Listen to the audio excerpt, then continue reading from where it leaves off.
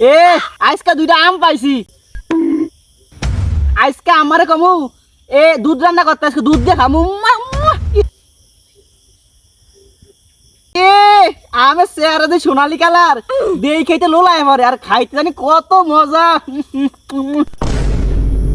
রাউরা এই আম কই থেকে আনছ তুই? তুই আমার গাছের আম চুরি করে এদিকে দুধ দিয়ে খাবি? দাঁড়া তোরে খাওয়াইতেছি। তুই প্রতিদিন আমার গাছের থেকে আম চুরি করে খাস, দুধ দিয়ে আবার আম খাইতেছস। তোর যাওরা তোর আম খাওয়ান বাইর করতেছি। কিরে কে রস? কই কিছুই করি না, বয়া বয়া ইয়া দেখ হাওয়া বাতাস খাইতেছি।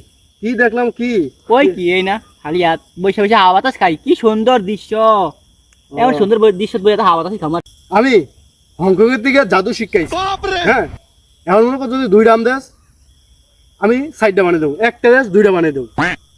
হংকং এতে জাদু শিখাইছে, তার মানে ভালো জাদু জানে। আমার দ্বারা যে দুইটা আম আছে, তার মানে বানিয়ে দেবো। আচ্ছা আমার দ্বারা দুইটা আম আছে, আপনি কি সাইডে বানাইতে পারবেন? তুই কোনো একটা কথা কইলি, আমি হংকং এর থেকে জাদু শিখাইছি বেটা। ভাবতাম না, তুই দে আগে, দে আম দে। এইস কিন্তু আবার কোনো চালাকি করিস না। এমতি আমার কাছে দুইটা আম অনেক কষ্টে বাসার থেকে নিয়ে আইছি। এলো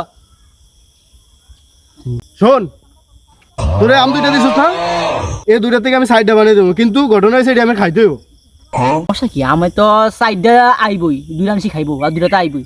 ঠিক আছে, খা খা। তোর জাদুটা কি শিখছে জানস?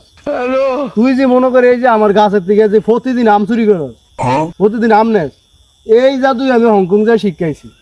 এ তোর কেমনে তোর কাছ থেকে আম নেওয়ার লাগে, এটাই আমি হংকং থেকে শিখাইছি, বুঝছিস? এখন তোর কাছ থেকে কৌশলে দুইটা আম নিলাম, এখন মনে কর তুই খেলা দেখবি। খেলাটা দেখবি? খেলা দেওয়ার লাগলো, খেলা জীবনে বহুত দেখছি। খেলা খারা খারা খারা